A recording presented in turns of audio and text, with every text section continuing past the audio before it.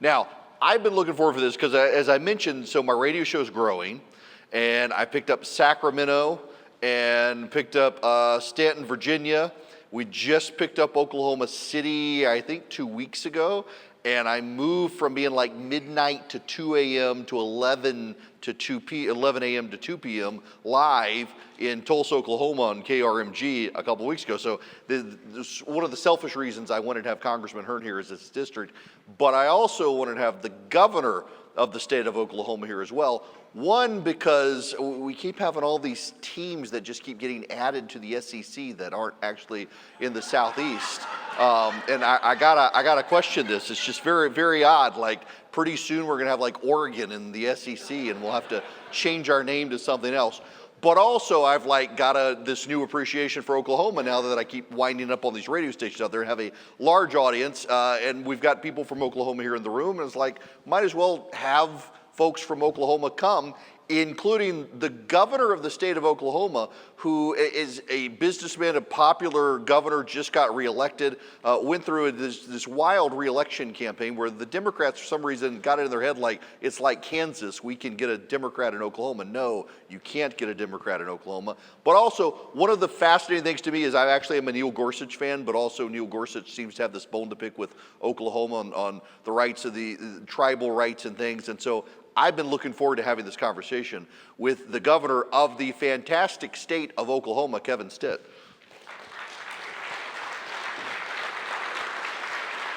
I'm so glad you could come. Thank you so much. Absolutely. So I gotta, well, first of all, I debated whether or not I'm gonna ask you this question. I'm gonna ask you this question. In your opinion, why should people go to Oklahoma instead of Texas? Because I know there's this rivalry there. Well, first off, thanks so much for having me. Well, first, Oklahoma is a step above Texas, okay? It's just clear. But no, we've got a great rivalry with Oklahoma, or with Texas, and we certainly beat them in football, so. There you go, yes. And then weirdly, everybody comes to the SEC. It's an odd thing to me. So let me ask you this out of the gate, because I actually went back. I rarely sit down and do deep dive research and things on before I do interviews like this. But I wanted to go back and read Neil Gorsuch's decision on tribal rights in Oklahoma, and it seems like your state, as opposed to the other 49, does have this situation now where you are a sovereign state within the American federal system, but also a sovereign state separate from the United States with Indian treaties. And how do you as the governor now navigate the tribal relations? Well, thanks for asking about that. And this is something I think that the audience, you guys are, it's just a fascinating situation that we find ourselves in. I tell people this is the biggest issue that's ever hit a state since maybe the Civil War. And I think after I explain it to you, you'll see why we're struggling with it so hard. Well, first off, I'm a Cherokee Indian, okay? I have my tribal card. Most Indians in Oklahoma, this is what people don't realize, they look like me. They look like my 6 kids. So all this money that's pouring in to quote unquote indigenous people is just silly. It's dumb. We don't need to do that anymore. And so I want to explain the difference between Oklahoma and a true reservation, okay? So the Navajo reservation is a true reservation. That's out in Arizona, and I've talked to Ducey, I've talked to their governor. Okay, so the Navajo reservation is land held in reserve for the tribes. All of it is common land, okay? And so yes, it's true that an Indian that lives on that reservation doesn't pay taxes to the state of Arizona. 100% true. But what's also true is the state of Arizona doesn't build roads or bridges or schools or hospitals on that reservation land. It's truly land set aside in reserve for that tribe. Okay, now back to Oklahoma. We became a state in 1907. And at statehood, we used to have reservations, but we disbanded those at statehood. We allotted out all of our land, 160 acres at a time. They did away with their court system. We became one state until 2020. And Gorsuch ruled in this McGirt situation, which McGirt is a bad guy. He was prosecuted by the state of Oklahoma. He raped a 4-year-old, was sentenced to prison. And then his defense attorneys came up with this idea that he shouldn't have been tried because he was an Indian on an Indian reservation. So Gorsuch said that now 42% of our state was a reservation. So that means Tulsa, Oklahoma, with 1 million people, is a reservation. So what are the consequences? Well, now they're saying that they don't have to pay taxes to the state of Oklahoma. All right? So think about this. Kevin Stitt, a doctor, a lawyer, whatever, a businessman in Tulsa, Oklahoma, doesn't pay taxes to the state, but a single mom of another race has to. And our kids all go to the same high school. We drive on the same roads. We have the same benefits. They're arguing that the Tulsa Police Department doesn't have the authority to issue an Indian speeding tickets, speeding through Tulsa. I mean, it's just preposterous. It's created two systems of justice that I'm fighting just everywhere I turn around, and most people don't realize the consequences on the ground to our district attorneys, our prosecutors. They've lost the ability to protect and prosecute crimes when an Indian is involved in the crime. And so that's why I say it's such a huge issue that we have to deal with. And unfortunately, Congress has not had the appetite to do the magic words that Gorsuch mentioned in that deal, that the McGirt decision that said that they need to disestablish the reservations in the state of Oklahoma. So that's basically a quick overview of what's happened in the state. Honestly, I'm a fan of the justice, and I understand his reasoning, even if I disagree with it, but it's kind of just, you've probably got the most complicated gubernatorial position in the whole country having to navigate it. Absolutely. I mean, there's a Strobel case right now before the Supreme Court on taxes. Do they pay taxes? And remember, I say they, we're all Oklahomans. This is we all go to the same public schools. And so to say us versus them, it's never been that way in the state of Oklahoma. So hopefully we get this settled. And I think most Oklahomans agree with me that we need to have one set of rules regardless of your race. We can't have a situation where there's certain punishment for this crime, for this race, and then Indians have a different punishment. And again, when I say Indians, I say that in the fact that people need to understand. Remember, Indians are me, my 6 kids with blonde hair and blue eyes. That's the way Native Americans are in the state of Oklahoma. Now, when I was growing up as a kid, my dad worked for Conoco Oil, and I grew up understanding that there was the state called Oklahoma with this place called Ponca City, and that oil came out of the ground, much like Texas, but it was different. Energy is this massive issue for your state, and I got to imagine that, like, you feel at war with the federal government right now constantly because of their energy regulations. Yeah, I mean, well, first off, I think most Americans, they understand that we have to have an affordable, reliable energy grid. I think it's a national security issue. I think energy independence is so important for not only the United States, but also our allies around the world. And Oklahoma's story is amazing. I mean, we're number 6 in oil production, number 5 in natural gas production. But what people don't realize, we're also number 3 in electricity generated by wind. Okay, we have some of the cleanest water, cleanest air in the country. We're one of only 4 states that over 45% of our energy comes from renewables. So we have this all-of-the-above approach, and we just think it's unbelievable that the Biden-Harris administration is trying to tell us that you can't have this gas stove or you can't do LNG exports, which, by the way, hurts our European allies, it hurts Japan, it hurts all of our allies because they have to have reliable energy in their countries, and it just forces them to, our adversaries, really, quite frankly. And so we don't understand the war on just American companies and American energy and all of the above approach is kind of the way we say it in the state of Oklahoma. Yeah. How is the border crisis and just this wave of illegal immigrants, how is it affecting Oklahoma? You know, I mean, you've heard it said before that every state is a border state, and it's so true that what happens on the border in Texas, the drug trade, it's coming into Oklahoma. I mean, fentanyl deaths are up about 500% in the state since I took over as governor. But the Republican governors have been pushing back. We've been standing with Governor Abbott. We've sent letters to President Biden. We've all sent troops down to the southern border, and it's unbelievable to us how you can have an administration that refuses to have a strong border, right? It just doesn't make sense. unless you think that you can turn those into voters and it's going to help you in your next election. That's the only possible rational explanation that the Democrats have in this situation. I've been down there, and one policy change which would cost the American people nothing, and I've talked to the people on the border security, and they tell me it's simply the Trump policy of remain in Mexico. Okay, that's all it is. We're going to make sure you stay in Mexico until your court date. And Biden canceled that day one in office. And so now they get a sheet of paper that says, come back in a couple years, come on in and enjoy all the services of the state of Oklahoma, or the citizens of the United States of America. And how stupid are we that we have all of these services, whether it's healthcare or housing, that's the benefit of the U.S. citizens, and it's a safety net for the less fortunate. We can't afford to do that and have open borders and have all these people coming in taking advantage of the taxpayers in the U.S. Now, under the Democrats' logic, as I'm learning, sitting here talking to you, they can come to Oklahoma, identify as Native American, and I mean, they don't even have to pay taxes or do anything. It's remarkable, just identify as it. In addition to energy and border issues in Oklahoma, we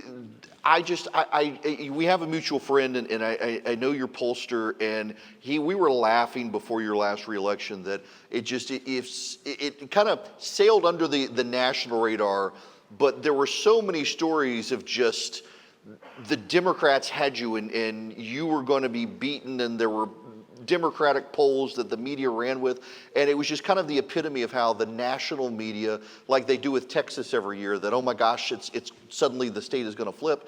When we had Congressman Hearn here earlier, he mentioned that you can't find a Democrat in the state of Oklahoma, and yet there's always seems to be this massive news story about these states. And so I wanted to talk to you more about national politics, but as it applies to Oklahoma, just your experience in your race with you being a Republican governor in a state that it's not a swing state, and yet the national media wanted to savage you as a governor with a great record just because some Democratic polling firm could produce a crank poll and say, oh, we can get this guy. I mean, you said it very well. I mean, nobody's believing these polls anymore. It's who's paying for them, what agenda are they trying to push? And so, yeah, they were showing a really tight race. I ended up winning by more than I did the first time, so won by 15 points. But it's really disappointing that our news media is kind of tries to push that narrative, and it's frustrating not only for Oklahomans, but I think Americans in general. Now, on those issues, I mean, all politics is local. We can talk about the border, we can talk about the economy, we can talk about energy, but every day in Oklahoma, in addition to the tribal situation you're dealing with, what really is, if you wanted Americans to know, here really are the local issues for Oklahoma that you as governor have to deal with that may be unique to your state. What else do you have to deal with? Well, as a businessman, I'd never been in office until I ran in 2018. I'd started a company with $1,000 in a computer and grown it, and had over 1,000 employees, and then just felt called to. I think Trump inspired me a little bit, and I just felt called to go serve my state. And I tell people, I think that's what our founding fathers envisioned, is that you would be a successful teacher or rancher or business person, and you'd leave that to go serve your state or your country, and then you go back to the private sector. And when you do that, you literally can focus on the next generation and not the next election.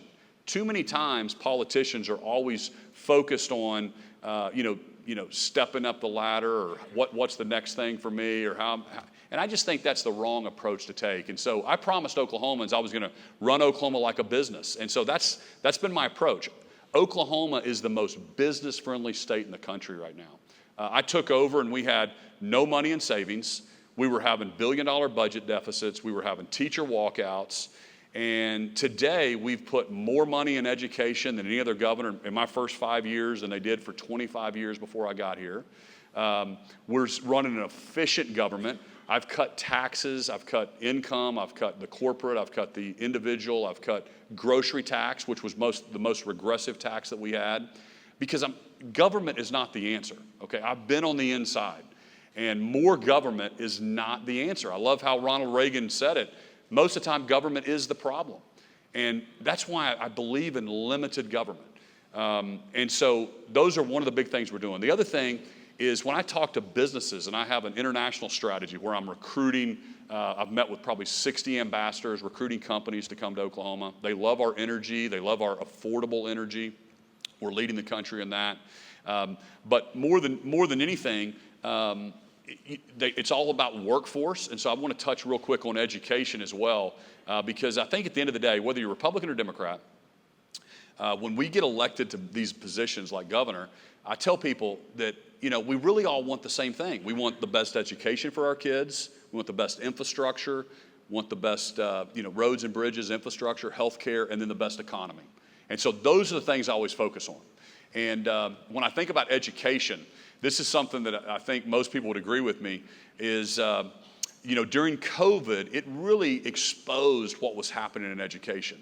And if any of you were governors and you had to talk to the single moms and single dads during that time period, and most of our schools were open, but we had a couple inner city schools that were closed.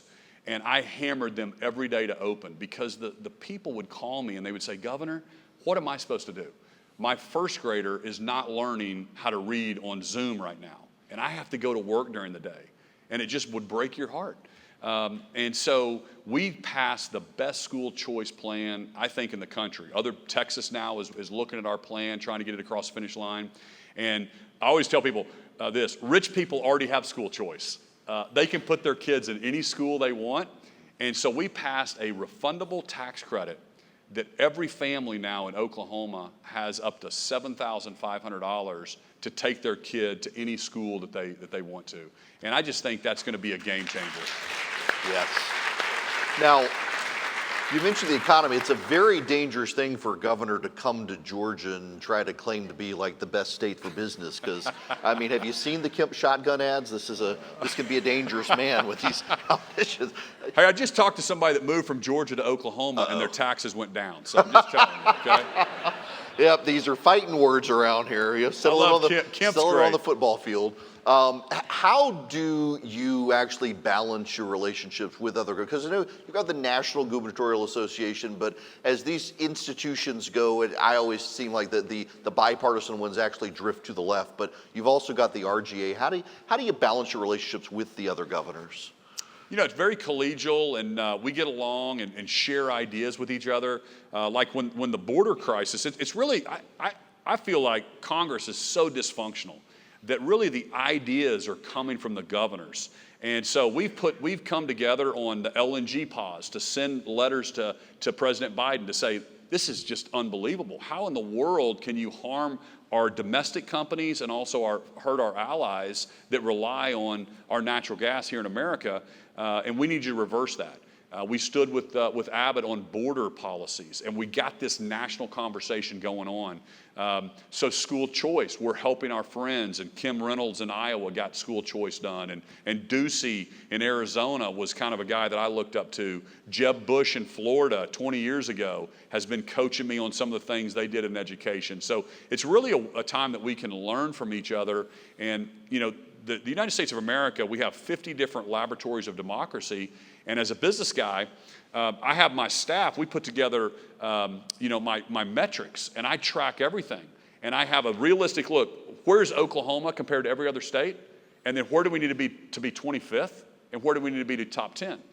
And I'll tell you one thing that when I took over, we were last place in incarceration rate. So in other words, we incarcerated more men and women than any other state. And I was like, well, this is stupid. Our people aren't worse than any other state. So I started looking at the policies and realized that we need to change some things. And now I've closed 4 prisons, 2 private prisons. I've saved hundreds of millions of dollars to the taxpayer. And we're number 2 in the lowest recidivism rate right now in the country. And so we're doing some things because I just try to look at those stats. And if Texas is doing something better than me, or Arizona, or California, well, California's not doing anything better than us, but actually, the state, we're top 10 in people moving to Oklahoma right now, per capita, not per capita, but true numbers. We're top 10 right now. And the state we get most people from is California, if you can believe that. And I'll meet these people from California, and they'll come up to me at events, and Governor, can we get a picture? We just moved from California. I'm like, absolutely, but here's the deal. I had to wait 18 years to vote in the state of Oklahoma. I'm going to make you wait 18 years before you vote in the state of Oklahoma. So the reason I like having these conversations like this is inevitably you say something that then triggers something in my brain that if I had pre-scripted, I must ask these 5 questions I wouldn't get to. The recidivism rate in prisons, how much of that is mental health? And what you deal with as a governor being mental health issues in your state population? You know, there is definitely a portion of that is mental health, but some of the other things that I found is, you know, during I ended up doing the largest commutation in U.S. history when I first came into office, so November of 2019.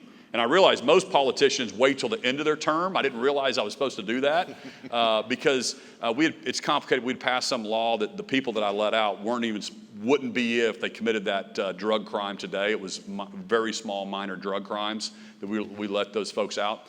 But I realized they didn't have a driver's license when they get out. They didn't know how to get an education or a job. And so we passed the Sarah Stitt Act, which was my wife's idea, which, gentlemen, you get a lot of kudos from your wife when you pass a bill, you name it after your wife. It's great.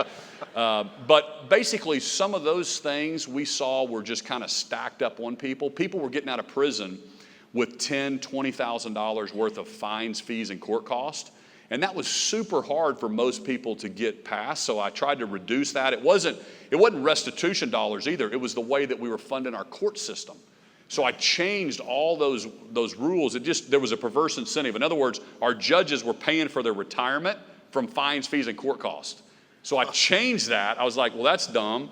I go, let's have the legislature appropriate the money to the court system so they're not incentivized to get that money from fines, fees, and court costs. And then also just making sure that people can get jobs right when they get out. Those are kind of the things we're seeing. But we're number 2 in recidivism rate, so we're doing something right because the people aren't going back into prison. Right. And so we're going to keep moving up that ranking, which is normally not a Republican deal you talk about. But as a business guy, I look at all these metrics, and if my state is last place in something, just like in business, we're like, if they can do it, we can do it, right? We're number 5 right now in bridge conditions in the country. I look at hotels sold. I look at per capita income. We look at teacher pay on a metric between other states. You have to play what market is. I love our teachers. I want to make sure that we support them. So that's kind of how I think about stuff. It's more from a business standpoint. So you mentioned this. You mentioned hotels. I find it I really thought I was reading a fake news story, but it's true that someone wants to build the tallest building in the Western Hemisphere in Oklahoma City.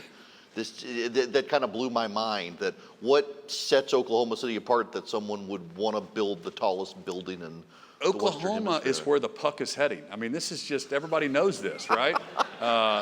It's unbelievable. The quality of life.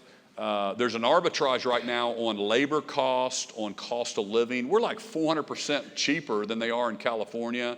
It's where manufacturing is coming to. My international strategy, when I talk to a European company that wants a U.S. presence, well, Oklahoma is the right spot to be located for distribution purposes, for cost of living, for energy reliability. And let me interrupt you there, because just thinking on the map, you've got, I think it was Brian Kemp was mentioning earlier that Georgia's 2 days at most from the 48 states. You've got to be like a day in any direction logistically to be able to. That's right. I mean, we're dead center right there in the middle of the U.S., so we're 1,000 nautical miles from anyone if your pilot's in the room. And then most people don't know this. We also have shipping all the way. The most inland port comes right outside of Tulsa. So we have shipping. All of the fertilizers will come up through the shipping, all to be distributed to Kansas, Oklahoma, Iowa, Nebraska. All the grain has come back through there. The pipeline capital of the world. So Cushing, Oklahoma, is the largest oil commercial reserve in the country. We've got 100 million barrels. Actually, West Texas crude, West Texas Intermediate, WTI, is priced not from West Texas, from Cushing, Oklahoma. When you get a barrel of oil to Cushing, Oklahoma, that's where the price is priced off of. For everybody in this audience, this is something I love explaining to people. There's 2 pipelines from Canada to Cushing, Oklahoma, okay? One of them is called the Keystone.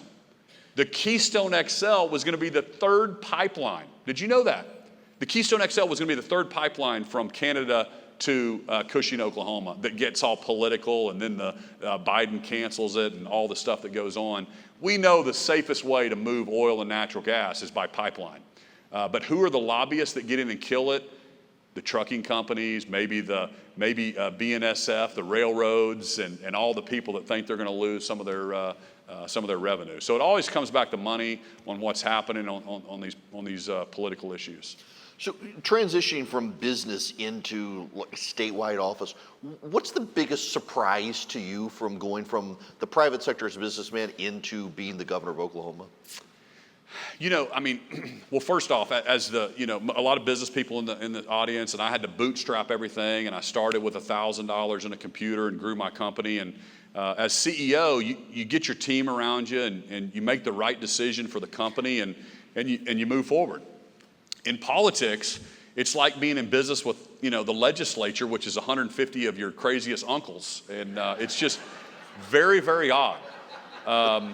The other thing I explain to people is, think about this for a second. In business, let's say your business makes $1 million this year, okay? So in 2024, we make $1 million, and we sit around at the end of the year and we're planning for 2025. Nobody in business thinks to themselves, okay, well, how can we raise expenses $1 million, okay? And let's spend that whole $1 million we just made, raise all the base level expenses, so we go into 25 at zero. That's what government does every single year, okay?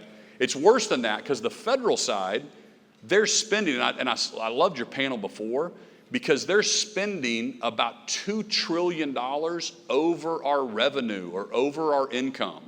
Do y'all hear me on that? It's unsustainable on a national level. And so our interest-only cost is now $1 trillion, which is going to be more than we spend on the national debt.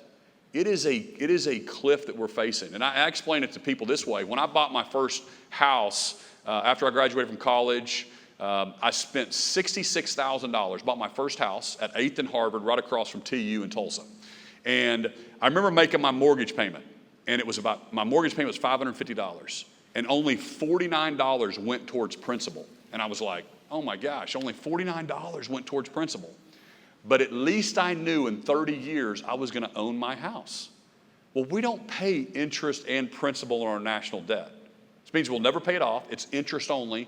And we keep spending $2 trillion more every year that just keeps building up.